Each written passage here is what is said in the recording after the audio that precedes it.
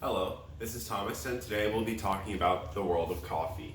I have these machines lined up here because, as you know, there's many different ways of making coffee, but today we're specifically talking about them in the context of the world of camper vans.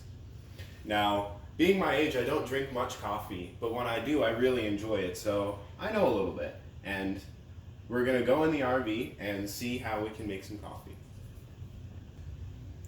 So today I'll be going over all these methods of making coffee and see how they work or don't work with the world of RVs. For reference, we'll be going right outside inside of our Winnebago Travato that we love to call Tin Lizzie. So we'll be taking all these coffee machines and going to make some coffee.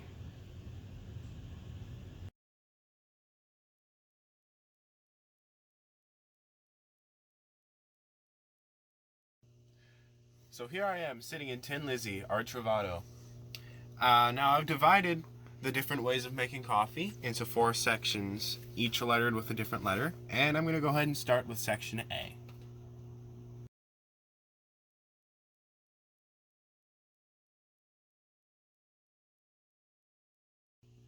If you ever needed a way to make coffee anywhere, this is it. This is the almighty powerful cone coffee maker. This is such a universal tool and it works pretty much anywhere. All you need is a heat source to make some hot water. As you can see, it works with the cooktop, it works with an LP stove, an inverter, a generator, and shore power. These cone filters usually only cost around $2, and this is a metal one. And the good thing about the metal ones is you don't need to use a paper filter. There's already holes punctured in it. But the size of the holes are fixed, so if you want to use a fine grind of coffee, you may need a paper filter. When it comes to pour over coffee, this is the best you can have. We're going to go ahead and look over the others now. The second type of coffee from this group is instant coffee. It's not very popular because it has a specific taste that a lot of people can't adjust to, but it's really easy to use. An example of which would be Starbucks Via Coffee. Like pour over, instant coffee is good with pretty much any heat source as long as you can get hot water. The third type of coffee on this list is the French press. A lot of people love the French press because it makes delicious coffee, and it fits the camping lifestyle really easily because it's very small and compact and only needs hot water. Once again, because of this, it works with pretty much any heat source: cooktops, inverters, generators, and shore power. Before I proceed, here's another example of pour over coffee. It also contains a paper filter, which is a great idea and is absolutely awesome. But the only problem with it is that it was a bit expensive. It was about $2.50, which is expensive for just 1 cup of coffee. So this is pour over coffee with a built-in paper filter. Such a great idea. The next category of coffee maker in the A section is the standard drip coffee. This is what people think of when you say a coffee maker. Now these both need electricity. As you can see, I've divided the drip coffee makers into low power and regular power coffee makers. Now the low power coffee makers require less than 1,000 watts, and the Travato we have has a 1,000 watt inverter, so we're able to use only a low power. Now the types of low power, they're made by Hamilton Beach and Cuisinart, and over there you can see an example from Walmart. Low power coffee makers make excellent coffee and are quite compact, but while you're driving you need to have a space to keep them. The last entry in our drip category is regular power coffee makers that you'd see in a house. Here's an example, which is a 12-cup coffee maker. They make great coffee and they use filters, but there are a few drawbacks. First off, they consume more than 1,000 watts, so you can only use them if you have a generator or shore power. If you're equipped with a 2,000 watt inverter, they can work, but you need to be careful with how much drain they put on the battery. Lastly, 12-cup coffee makers don't serve the typical 2 to 3 people you'd see in a recreational vehicle. So they're a bit big and bulky, and you may not need that much coffee. So that's it for the A category. I'd say the big winners are the low power drip coffee maker and the pour over.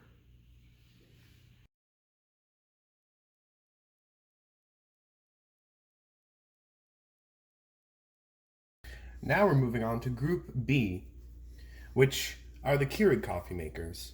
They're really convenient and really useful, but the only problem with them is that the K cups that they use are not very environmental friendly. I've also divided these into two groups, a low power group and a high power group. If your van has a 1000 watt inverter, like our Travato, then you're going to want to get a low power Keurig coffee maker. Now, there's not many, but they're available from Chulux and Hamilton Beach. The normal size coffee maker that you see right here consumes more than 1000 watts, so you can only use it if you have a high power inverter or if you're able to use a generator or shore power. As you can see, the high power Keurig shown here is a bit bulky, so my recommendation, at least out of this category, would be to get the low power one because it's a bit smaller and can fit in the RV. It also uses a bit less power, and you should probably be using the environmental friendly or reusable K-Cups. So that's it for category B. I know there's a lot of Keurig fans out there, so once again, I'd recommend the low power.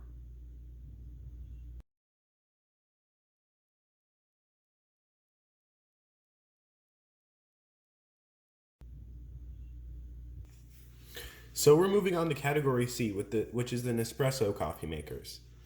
It has the cups like the Keurig, but the brewing method is a bit different. There aren't any sub 1000 versions of the Nespresso coffee makers, so let's look at the regular one. They're nice and compact in size, but they consume just a little bit more than 1000 watts, so you'll only be able to use them with a high power generator, or a high power inverter, a generator, or shore power.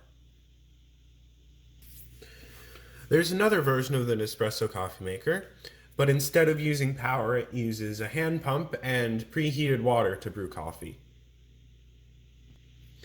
That definitely may be something that you should consider for your setup, and I've pictured two possible brands. One cartridge of Nespresso makes a small espresso-like drink, so you have to be a fan of that to be able to use Nespresso. What the Nespresso produces isn't exactly the scientifically defined espresso, but it tastes pretty good, and I would recommend it.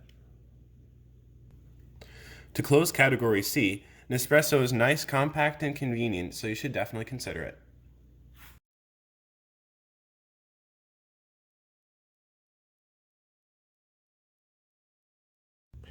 And now we've come to category D, which is espresso, and I call it the king of coffee. The first entry in category D is the hand presso. Use that hand pump to give it pressure, you use some preheated water, and you can brew some real espresso. It uses a type of pod that's called the ESE pod, and you can find it on the internet. The hand presso is good for two reasons. It doesn't require electricity, rather it just requires a source of hot water, and it's very compact. Additionally, the espresso that comes out of the hand presso is very authentic. Number 2, the Mocka Pot. It's wildly popular around the world. The authentic producer of the Mocka Pot is this Italian company called Biraletti. There are many copies, but nothing can be as good as authentic. This specific model is equipped with a diffuser to give a better crema to the espresso. The espresso that comes out of the Mocka Pot is semi-authentic. It isn't produced under the 9 bars of pressure that real scientifically authentic espresso needs, but it's still very good. Because the Mocka Pot is small, compact, wildly accessible, and cheap, I give it a huge thumbs up. There's also a version of the Mocka Pot that comes with a milk steamer, but it's big and bulky, and it's not very practical. Finally, the real, big, bad, authentic espresso machine. You probably won't be able to fit one of these into an RV, but let's talk about it anyways. For the espresso to be authentic, it needs to come from a pump-driven machine.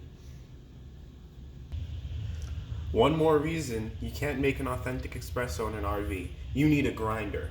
And grinders are big, bulky, and not very practical. Now, don't tell me that you've seen a mini espresso grinder on the internet for $50. That is not a real espresso grinder. If you want to explore this option anyways, which I think would be wonderful, I've given 2 examples of models.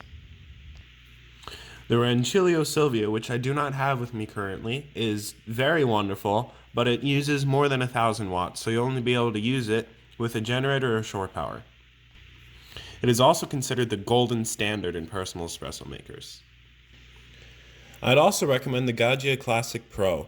I'm pointing this out because it has a built-in portafilter. This portafilter is not just a portafilter, it's a pressurized portafilter. I'm not going to go into details about what that means, but you can look it up.